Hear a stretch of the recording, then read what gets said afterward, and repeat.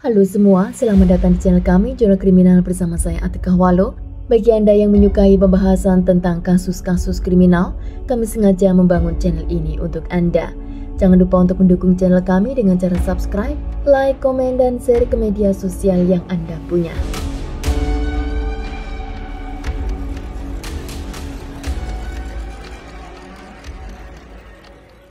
Pada tahun 2000 dan 2001 di kota Mashhad di negara Iran, ditemukan jasad-jasad wanita di beberapa tempat dengan tanda kematian yang sama.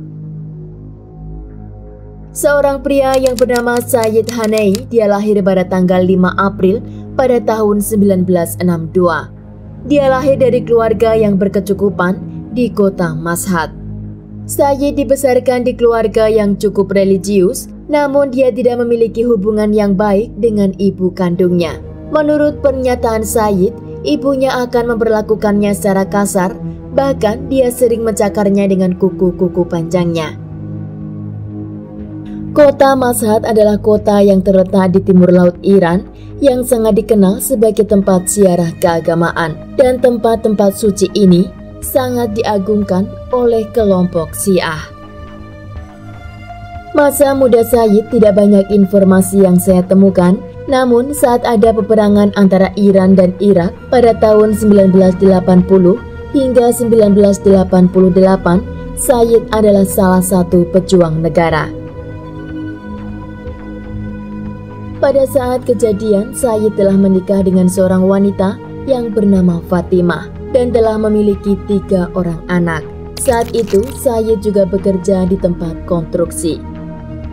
Kota Mashhad adalah kota yang dijadikan untuk para kupu-kupu malam mencari penghidupan. Karena selain menjadi pusat kota untuk para turis yang mengunjungi tempat-tempat suci, di sana juga sebagai jalan utama untuk para sopir muatan yang akan mengekspor atau mengimpor ke negara tetangga. Selain itu, banyak orang yang sulit mendapat pekerjaan di pedalaman, mereka akan turun ke kota Mashhad untuk mencari jalan pintas, terlebihnya adalah wanita. Suatu hari, Fatimah istri Sayyid dikira oleh sopir taksi adalah wanita kupu-kupu malam, dan sopir taksi itu berusaha untuk menggoda Fatimah. Sayyid yang mengetahui hal tersebut merasa jika kehormatannya tercoreng dan kota tercintanya telah dinodai oleh wanita-wanita asusila. Sayyid berpikir untuk membersihkan kotanya dari wanita yang dia anggap telah mengotorinya. Awalnya Sayyid menemui orang-orang yang menggunakan wanita-wanita itu untuk mengajaknya ke jalan yang benar. Namun dia mendapat perlakuan yang tidak baik, bahkan salah satu dari mereka menghajarnya hingga babak belur. Sayyid merupakan pria yang tidak bisa bicara banyak dengan wanita. Dia juga tidak pernah berbuat yang aneh-aneh kepada wanita sebelumnya. Bahkan dia belum pernah menjalin hubungan sebelum dia menikah dengan istrinya.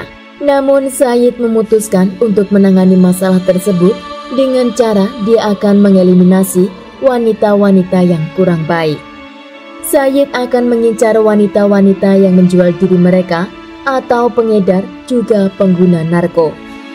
Istri dan anak-anak Sayyid setiap hari mereka pergi ke rumah orang tua Fatimah, dan Sayyid akan menjemputnya pada malam hari.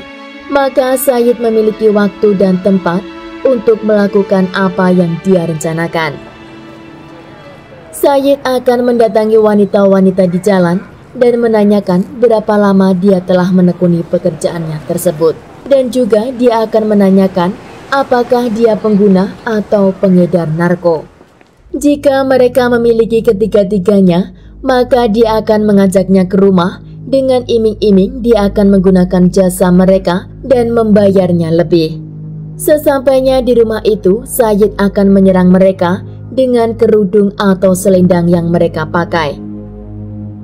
Setelah mereka tidak bernyawa, Sayyid akan menunggu pada pukul 6 sampai 7 sore. Karena warga pada waktu itu sibuk pergi ke masjid untuk sholat berjamaah.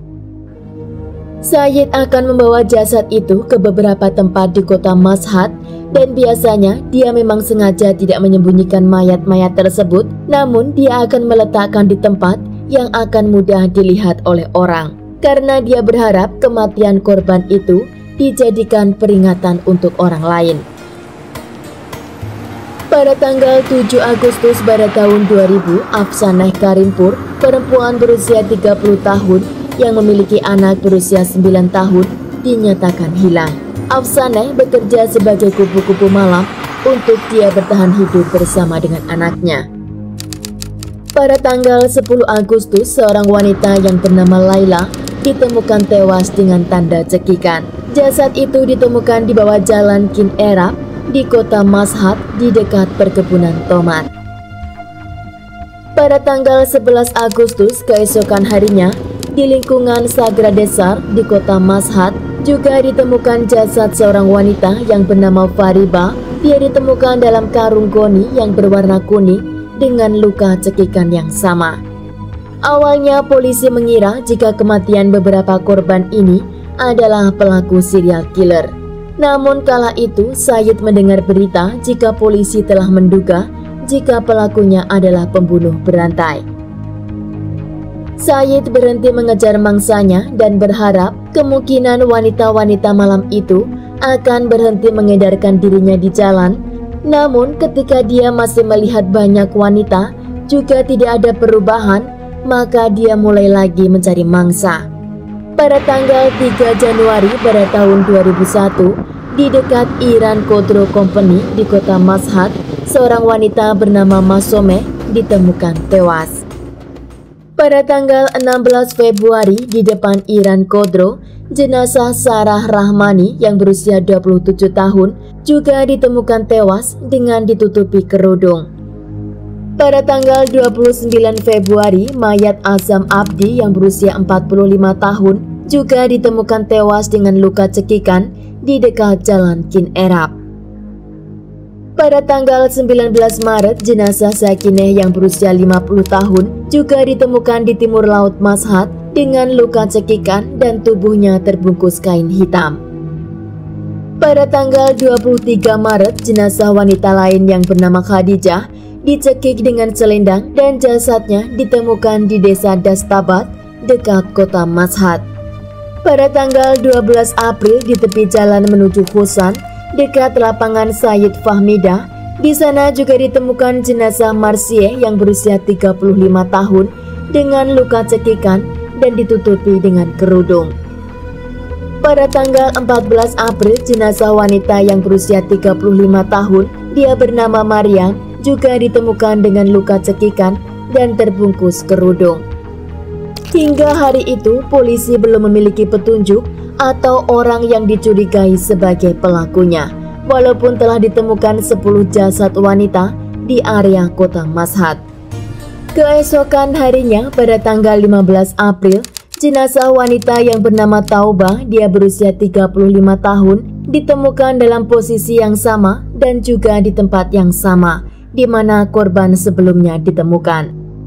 Pada tanggal 24 April, jenazah Asra yang berusia 31 tahun juga ditemukan di Jalan Khayyam, utara kota Mashhad. Sayyid masih mengamati pergerakan polisi dan untuk mengisi waktu luangnya, dia mengajak istri dan anak-anaknya pergi liburan. Di sana dia memberikan perhatian yang penuh kepada keluarganya. Karena Sayyid tahu jika suatu hari dia tertangkap, dia tidak akan bisa melakukan itu kepada keluarganya. Sayyid mulai merasakan kesenangan untuk mengakhiri wanita-wanita yang dia anggap telah menodai kotanya.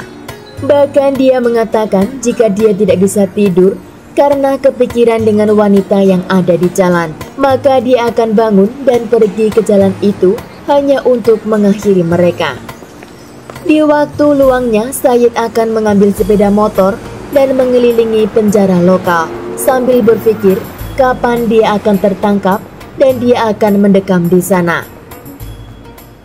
Pada tanggal 3 Juli, jenazah Maryam Begi yang berusia 28 tahun ditemukan di Sayyid Musawi Boulevard di kota Mashhad bersama dengan jenazah dua wanita lainnya yang bernama Siva dan Zahra. Ketiga korban ini juga mendapat luka yang sama, yaitu cekikan di leher. Pada tanggal 11 Juli, jenazah wanita yang berusia 20 tahun, dia bernama Laila, juga ditemukan di tengah kota Mashhad. Pada tanggal 24 Juli, jenazah Mahbubi yang berusia 18 tahun juga ditemukan dengan luka cekikan di Jalan Husan. Pada bulan Agustus, jenazah Zahra yang berusia 33 tahun, korban terakhir dari apa yang disebut media sebagai pembunuh laba-laba, juga ditemukan. Media di sana menyebut kasus kematian korban dan pelakunya adalah pembunuhan sarang laba-laba, karena polisi tahu jika korban tidak dibunuh di tempat di mana mereka ditemukan. Dan karena semua korban mengalami luka akibat cekikan di leher dengan selendangnya masing-masing, seperti layaknya laba-laba sedang menjerat mangsanya. Hingga suatu hari, seorang wanita yang bernama Mosken, dia berhasil lolos dari genggaman Said, dan wanita inilah yang akan membuka misteri kasus pembunuhan yang ada di kota Mashhad. Mosken mengatakan kepada polisi jika suatu hari dia sedang menunggu seseorang di pinggir jalan yang akan membeli narko. Dan saat itu dia sangat lelah dan juga lapar, dan tiba-tiba ada seorang pria bersepeda motor menghampirinya dan mengajaknya pulang ke rumah. Awalnya dia menolak, namun akhirnya dia naik motor bersama pria tersebut. Menurut Mosken, di sepanjang perjalanan pria itu tidak mengucapkan sepatah kata pun. Dan ketika sudah dekat di rumahnya, pria itu meminta kepada Mosken untuk menutup wajahnya dengan selendang yang dia pakai, dengan alasan agar orang di sekitar itu menganggapnya jika dia adalah anggota keluarganya. Setelah masuk ke dalam rumahnya, pria itu mengunci pintu depan dan Mosken mulai panik karena takut jika pria itu akan menyakitinya. Namun dia melihat pria itu tidak memegang apapun, maka dia sedikit lega. Di saat Mosken mulai membuka selendangnya, tiba-tiba pria itu menyerang dari belakang dan dia menarik selendang di lehernya dengan sangat kuat. Mosken dengan kuku panjangnya, dia mencakar dan menendang perut pria itu. Mosken berhasil lepas dari cengkraman pria tersebut, namun karena pintu dalam keadaan terkunci, dia harus menghancurkan jendela kaca. Pria itu terlihat sangat ketakutan dan memohon kepada Mosken untuk diam dan tidak berteriak, dan dia berjanji akan membukakan pintunya. Mosken tahu jika pria itu tidak akan melepaskannya, maka dia lari ke sebuah ruangan dan di sana dia mengatakan jika dia akan memecahkan kaca dan dia akan berteriak untuk meminta tolong kepada para tetangga. Pria itu akhirnya membukakan pintu depan dan Mosken lari secepat mungkin untuk meninggalkan tempat tersebut. Wanita itu tidak langsung pergi ke kantor polisi karena dia telah memiliki catatan kriminal dan juga perlakuan yang tidak baik. Maka dia menunggu 2 hari kemudian untuk melaporkan apa yang dia alami ke kantor polisi. Pria yang menyakiti Mosken tidak lain adalah Said, dan ketika Said ditangkap, dia tidak menunjukkan rasa bersalah atau belas kasihan. Bahkan dia mengatakan jika dia tidak melakukan hal yang buruk, justru dia menyingkirkan hal yang jelek di area tersebut. Said sangat tidak menyukai jika dirinya disebut sebagai serial killer, namun dia lebih suka jika mereka memanggilnya sebagai anti-aktivis perempuan jalanan. Said dipenjara pada tanggal 25 Juli pada tahun 2001, dan di pengadilan Said mengatakan jika dia telah membunuh 16 orang wanita dalam kurun waktu 1 tahun. Namun polisi menemukan 19 tubuh wanita kala itu. Polisi menduga jika Said telah menghabisi lebih dari 100 wanita karena setiap hari Said berjalan mencari tahu di mana wanita-wanita pengedar narko dan juga penjual diri itu tinggal, lalu dia akan menjemput mereka. Menurut pengakuan Said, dia tidak menyesal dengan apa yang dia perbuat, walaupun dia akan dihukum seberat mungkin. Said juga mengatakan setelah dia meletakkan jasad korban di pinggir jalan, dia juga akan membantu polisi untuk mengangkat beberapa jasad korbannya. Di sana Said merasa sangat bangga karena dia pernah mendengar dari salah satu pihak otoritas mengatakan jika pelaku telah melakukan pekerjaan yang bagus dan korban itu pantas meninggal dengan cara tersebut. Karena di Iran memiliki budaya dan keagamaan yang ekstrim, Saufinisme, maka Said dianggap oleh beberapa militan sebagai superhero. Said juga mengatakan jika dia sangat bangga dapat melakukan hal tersebut karena dia yakin jika Tuhan akan senang dengan apa yang dia lakukan.